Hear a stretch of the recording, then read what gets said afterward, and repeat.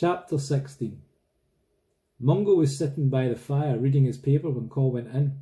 As soon as he saw his younger brother, he leapt to his feet, beaming. "Hey, bro! Missed you, pal!" He couldn't be guilty of anything, Col reassured himself. Not when he's smiling like that, not looking so pleased to see him back. Relief flooded over him, and he dropped his case and ran to Mungo. Mungo ruffled his hair and punched him on the chin. "How's the hero? Got a medal?" "I got a plaque. It's in my case." Mungo began heading for the kitchen. "Mum's still working." Col knew that already. "But she made sandwiches for her. Ready for some?" "Am I ever?" Col followed Mungo. Good old Mam, he thought. She probably thought he'd be starving down in London. Mungo made tea and small talk while Col got stuck into the sandwiches. Cheese and tomato. Col's favourite. Col waited till Mungo was seated across from him at the table, hugging a mug of tea before he broached the subject of the Sampsons.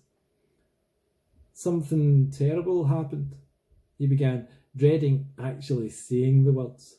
"What? Tell me." Mungo looked genuinely concerned and puzzled. It couldn't have been anything to do with Mungo, Col told himself again. He was sure of it now. The Sampsons' house, it was broken into, trashed while we were away. Mungo chewed on a sandwich, tipped a sip of tea before he spoke. "Cops get any idea who done it?" Col watched him carefully. He could feel beads of cold sweat on his brow. "I thought you might be able to help." Mungo tensed. "Me?" Col tumbled on nervously. "Well, you know people. You hear things.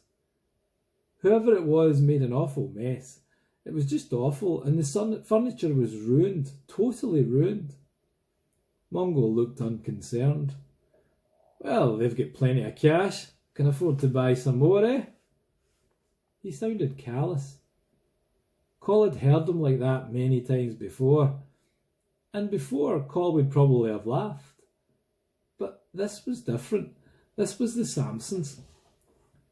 "They've got a really nice place, Mungo." Mungo shrugged. "Ach, they can afford to replace everything. Buy your wee pal a new PlayStation. And a better one." He laughed. "Who cares about them anyway? You're never going to see them again, Col."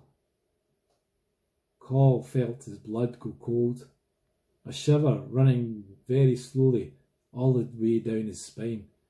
He stared at his brother. "How did you know they took Dominic's PlayStation, Mungo?" Mungo's neck went red. He swallowed. Col knew beyond a doubt that it had been his brother and his mates who had broken into the Sampsons. "That's why you changed your mind about me going. I should have known." He remembered now, Mungo staring hard at Mrs. Sampson and all her gold. It had been envy he had seen in Mungo's gaze, nothing more. Col felt tears sting his eyes. "I don't want it to be you, Mungo." His voice was cracking. I told them it couldn't have been you." Mungo slammed the table with his fist. "You mentioned me. You put it into somebody's napper that it could have been me." Col shouted back just as angrily. "I didn't have to say a word. You were the first one they suspected. And I stuck up for you. I believed in you." "Oh, stop blubbering. You're beginning to sound like them." "How could you do that? How could you steal from them? Ruin all their stuff? They're my friends, Mungo." "'Cause it's my job." He said it as if he were a heart surgeon or an engineer, as if his job was important and saved lives rather than wreck them. "It's never bothered you before." No, indeed, it hadn't. Col remembered the CD centre that Mungo had given him. Had another boy, just like Dominic, broken his heart when that was stolen? It was true. Col had never cared before, but he cared now. Mungo stood up, towering above him. Col had never seen him look so arrogant. "You better no telling me." Col stood up too, so quickly his chair crashed to the floor. "How can I tell you? You're my brother." He wanted to be away from Mungo, out of this house. "I hate you for doing this, Mungo. Do you hear? I hate you." He left the house and headed for the hills, for the loch. It was where he'd always gone when he needed to think, needed to be alone. But he didn't want to be alone now. He needed someone to talk to, someone that would listen, someone who, like him, had no one else to confide in. Claus. It was as if Claus had been waiting for him, crouched by the bank, watching the swans gracefully glide on the water. The heavy rain had become a drizzle and made the loch shimmer. "Look at them." Claus nodded at the two elegant swans. "So graceful. But you should have seen them a minute ago, trying to land, flapping their wings around like crazy people." He flapped his arms to demonstrate, laughing. Then he saw that Col wasn't laughing. "What is it?" he asked, concerned. It all came tumbling out. About the break-in, the Sampsons, and Mungo's involvement. Claus listened without saying a word until Col was finished. "So, what are you going to do?" Col looked at him. "I can't do anything.